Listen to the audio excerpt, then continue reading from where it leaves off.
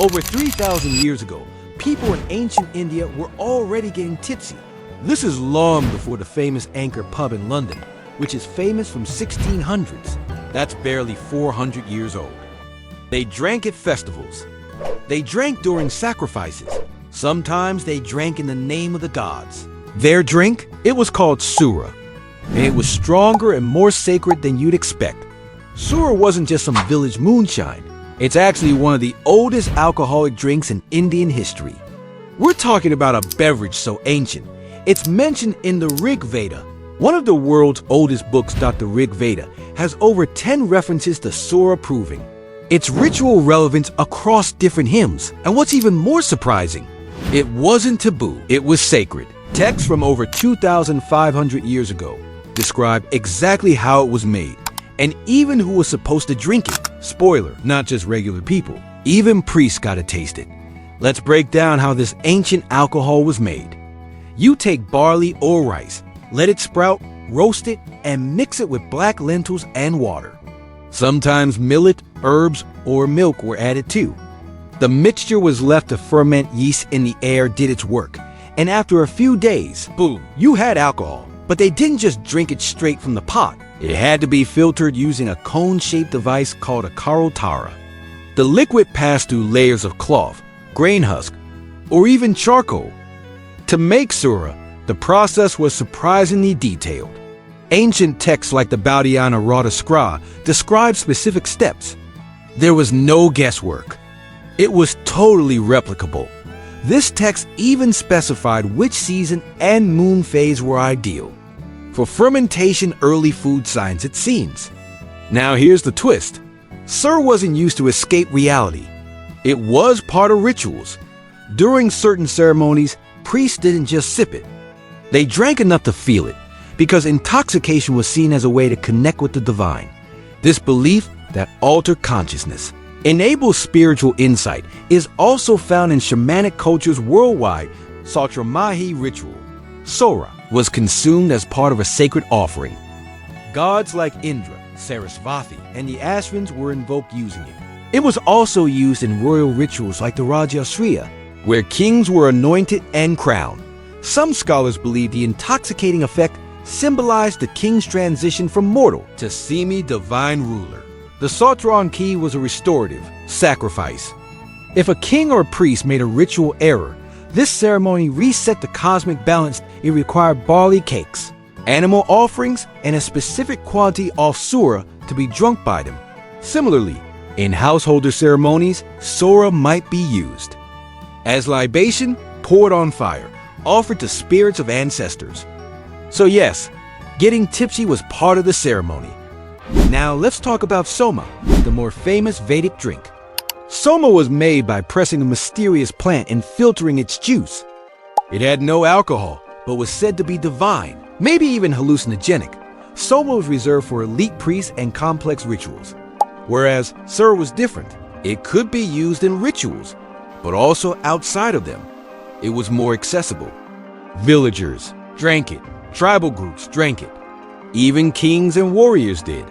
The Mahabharata includes scenes where Surā is consumed during victories celebrated.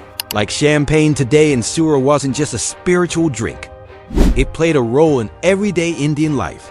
Imagine a harvest festival in a rural village.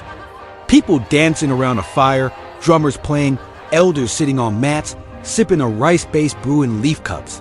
These were real scenes in early Indian society, repeated for centuries. Women often played a key role in brewing.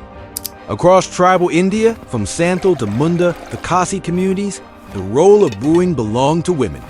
Young girls were trained by grandmothers to identify the best fermenting leaves, create Ranu tablets, rice mold starters, understand the weather, smell, and timing of fermentation.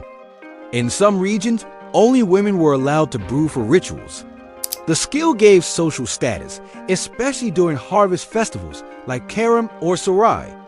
Women brewers were sometimes seen as semi-priestesses, guardians of fermentation secrets passed orally. But over time, something shifted. New religions like Jainism and Buddhism spread across India. They emphasized non-violence, self-control, and inner purity.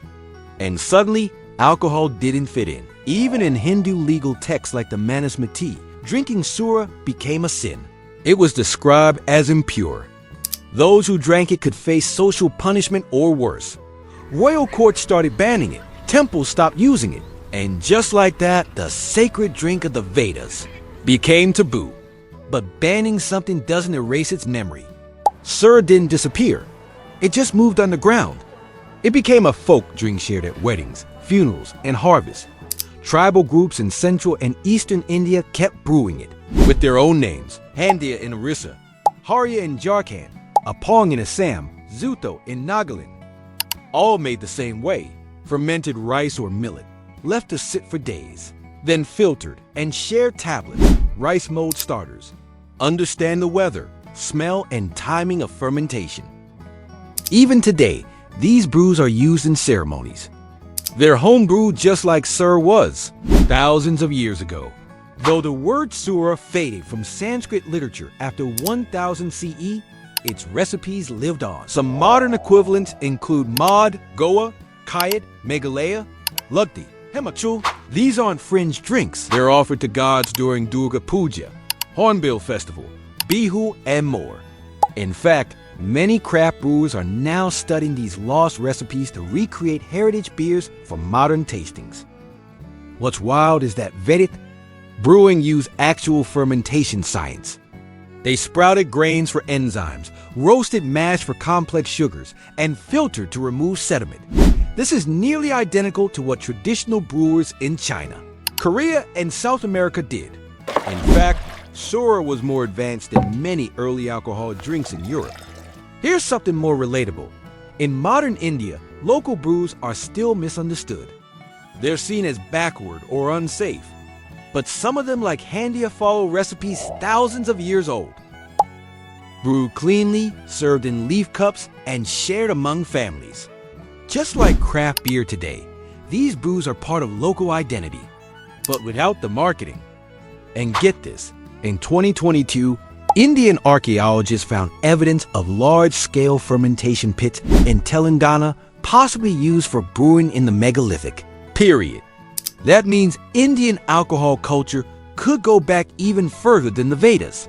Even now, you can visit a village in Samilapur, Orissa, and find an 82-year-old woman named Kirtibai who still brews Surā. She brews once a week.